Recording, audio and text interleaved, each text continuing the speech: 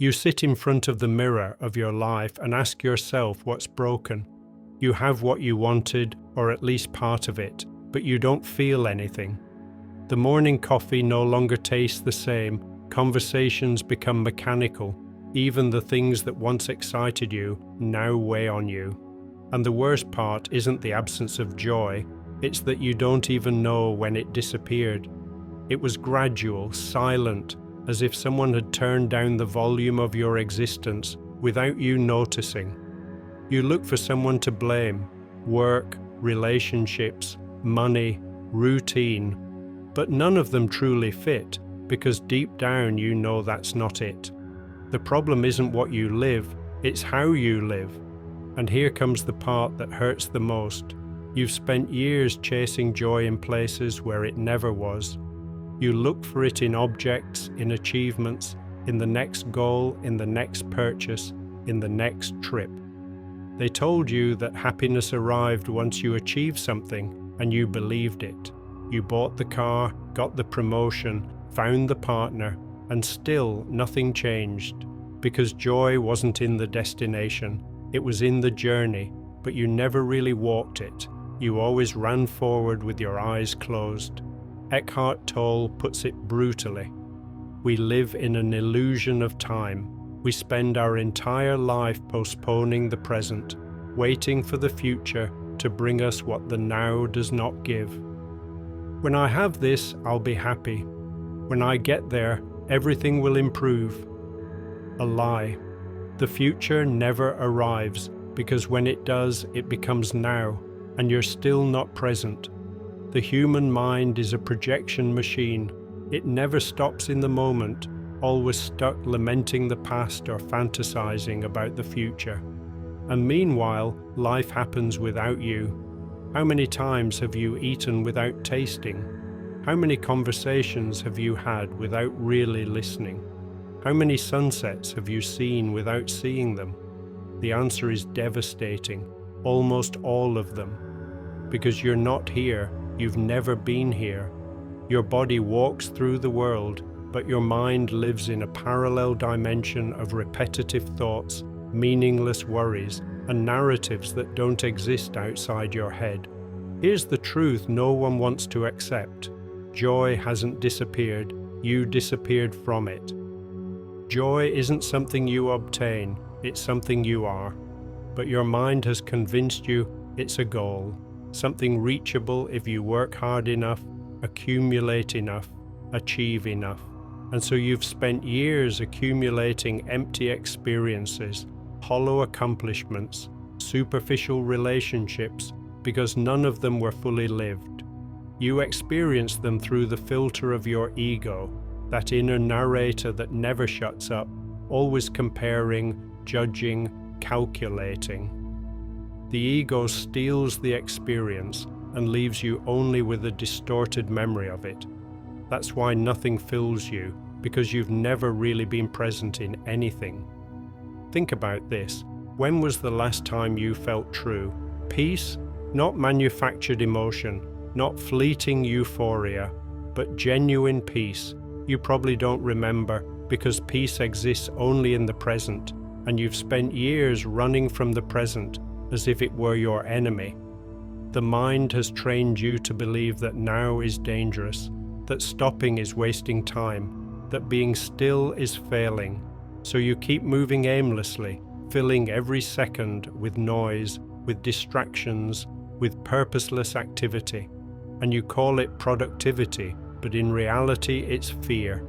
Fear of facing yourself, fear of discovering that beneath all those layers of doing and achieving, there's nothing solid, only a void you've tried to fill with everything except presence. Tolle explains it this way: human pain doesn't come from circumstances, it comes from resistance to the present moment.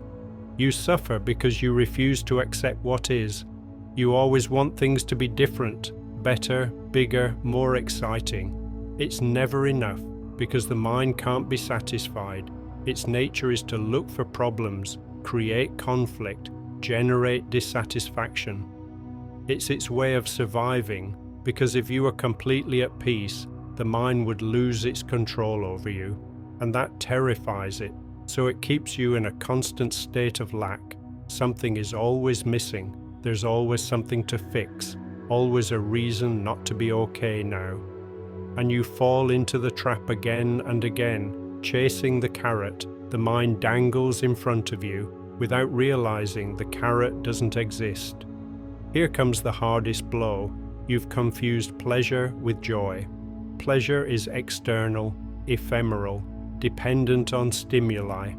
Joy is internal, constant, independent of what happens outside. Pleasure needs objects, situations, achievements. Joy only needs presence. But we live in a society addicted to pleasure, and we confuse that addiction with the pursuit of happiness. We buy, consume, chase extreme experiences, seek that dopamine hit to make us feel alive for a few seconds. And when it fades, we go hunting again. It's an endless cycle, an emotional hamster wheel. And the worst part is that you need more and more stimulus to feel less. Pleasure has diminishing returns. What once excited you now bores you, and what excites you today will be insufficient tomorrow. Joy doesn't work like that. Joy doesn't depend on the intensity of the stimulus. It depends on the depth of your presence.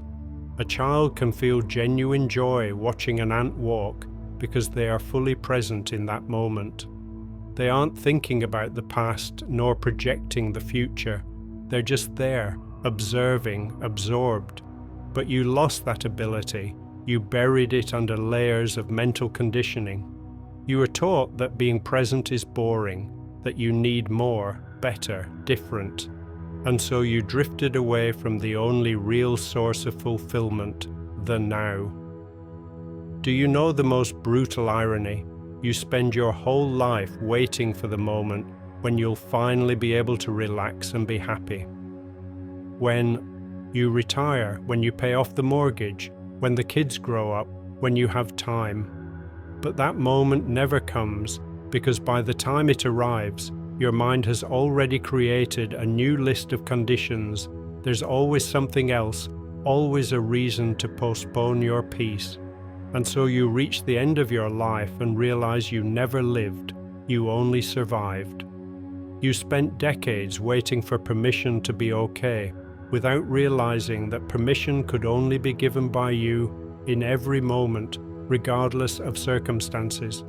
Tolle says it without filters.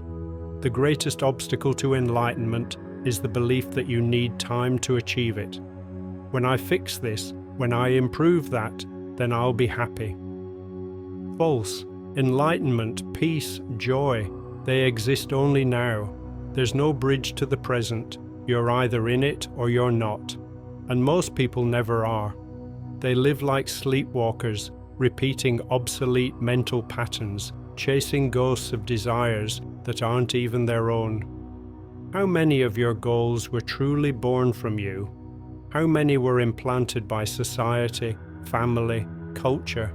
Probably most. You chase things you don't want to impress people you don't care about, and then wonder why nothing satisfies you. The answer is obvious. It's not your life. It's the life you were told to live. Here comes the philosophical part that really hurts. The ego can't experience joy. It can only experience identification. The ego identifies with achievements, possessions, roles, stories. I am this, I have that, I accomplished this. But none of those things are truly you. They are masks, costumes, mental constructions, and when you identify with them, your joy depends on keeping them intact. If you lose the job, lose the status, lose the relationship, the ego collapses, and you feel like you collapse with it. But the truth is that only the illusion collapsed. You're still there, more real than ever, but you can't see it because your entire identity was built on sand. True joy doesn't come from adding things to your life. It comes from releasing the mental burdens you carry. Every limiting belief, every judgment about yourself, every unmet expectation, Every stored resentment is a stone in your backpack, and you've been accumulating stones for decades, carrying them without questioning whether you truly need them. Most people live crushed by the weight of their own mind, and they don't even know it. They think the weight is part of life, that's just how things are, but it's not. The weight is optional. Mental suffering is optional. Chronic dissatisfaction is optional. You chose to carry all of it, even if you don't remember, and you can choose to let it go. But do you know what's most messed up? You're afraid to let go, because if you let go of the stories, the identifications, the mental drama, what's left? That question terrifies you. You prefer suffering with something familiar than risking discovering who you are. Without all that baggage, the ego prefers familiar pain over unknown emptiness. That's why people cling to toxic relationships, jobs they hate, destructive habits. It's the familiar devil, the comfortable prison. And as long as you cling, joy remains out of reach, because joy only flourishes in space, in freedom, in the absence of resistance. Tolle puts it this way: the pain you feel is not caused by life, but by your relationship with life. Life simply is, neutral, fluid, constant. You add suffering through your interpretation, through your resistance, through your need for it to be different. If it rains and you wanted sun, you suffer. But the rain isn't the problem, your resistance to the rain is. If someone criticizes you and you identify with the criticism, you suffer. But the criticism isn't the problem, your identification with it is. You see the pattern. The world doesn't make you suffer, your mind does, and the brutal part is you can spend an entire lifetime without realizing this, blaming external circumstances for your unhappiness, without seeing that you're the one turning every neutral situation into a problem. Here's the key that separates those who live from those who merely exist. Learn to observe your mind without identifying with it. Your thoughts aren't you, they're events passing through your consciousness. Just like clouds pass through the sky, thoughts pass through your mind, but you are not the clouds, you are the sky. The problem is that you've spent so long identifying with the clouds that you forgot you are the space that holds them. And that space, that pure awareness, is where joy resides. It's not a loud joy, not euphoria. It's a deep peace, a satisfaction without cause, a well-being that doesn't depend on anything external. But you can only access it when you stop running from the present, when you stop the mental machine for an instant and simply are. Do you dare try it? Right now, as you read this, stop. Add nothing, seek nothing, just observe. Observe your breath without changing it. Observe the sounds around you without judging them. Observe the sensations in your body without interpreting them. Just observe. In that space of pure observation, without thought, without judgment, without story, lies the joy you've been searching for your entire life.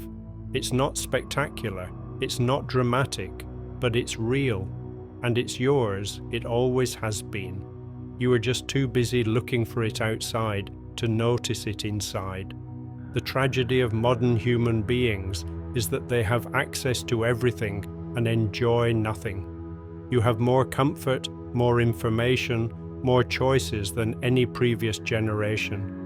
And yet levels of dissatisfaction, anxiety, and depression are the highest in history. Why? Because you confused accumulation with fulfillment. You believed more things would make you happier, but they only made you more scattered. Every object you own owns you back. Every commitment fragments you a bit more. Every notification pulls you further away from yourself.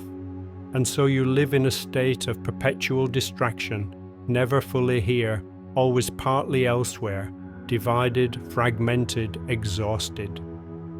Tolle warns, the restless mind is a prison, and most people never rest their mind, not even when they sleep. Thoughts keep spinning, fears keep whispering, worries keep eroding. There's no truce, no silence, no peace. And you call it normality, but it's not. It's illness disguised as routine. The human mind wasn't designed to be active 24 hours a day, but modern culture demands exactly that. Always moving, always productive, always connected. And you sell yourself that madness as ambition, success, evolution.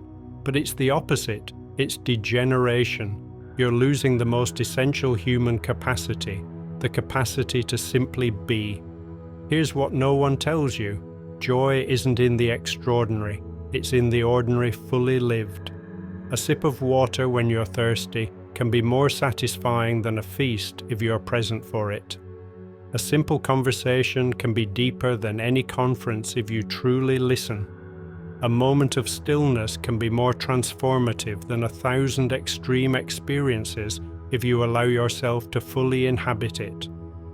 But you've been conditioned to despise the ordinary, to always seek the exceptional, the Instagrammable, the things you can show, and so you miss the real life, which is made up 99% of ordinary moments. If you don't learn to find joy in the simple, you'll never find it, because the extraordinary is, by definition, rare. The real question isn't why nothing brings you joy anymore. The question is why you keep looking for joy where it isn't. You stop searching outward and start cultivating inward. You stop chasing and start allowing. You stop resisting and start accepting. It sounds simple, but it's the hardest thing you'll ever do, because it requires letting go of control, letting go of the narrative, letting go of the illusion that you can force life to give you what you want. You can't. Life gives you what you need at the moment you need it, if you're present enough to receive it. But if you're trapped in your mind, projecting, remembering, judging, you miss everything. Tolle sums it up in a devastating sentence. It's not the situation that causes your suffering, it's your thought about the situation. Change your relationship with your thoughts, and you change your entire life. Stop believing everything you think. Stop identifying with every passing emotion. Stop dramatizing every setback. Observe, accept, let go. That's the path. It's not glamorous, it's not marketable, it doesn't gain followers, but it works, and it works because it reconnects you with the only real source of joy. Your essential being, that part of you that existed before your mind took over your life, that pure awareness that simply observes without judging, that simply is without needing. So here's the final truth. Joy never left. You did, and you can return right now in this instant. You don't need to fix your life. You don't need to achieve anything else. You don't need to be different. You only need to stop, breathe, and be here. Completely here. Without past, without future, without story. Just this moment, exactly as it is. And in that moment, if you truly inhabit it, you'll find what has always been waiting for you. The peace that has no cause, the joy that depends on nothing, the fullness that you already are.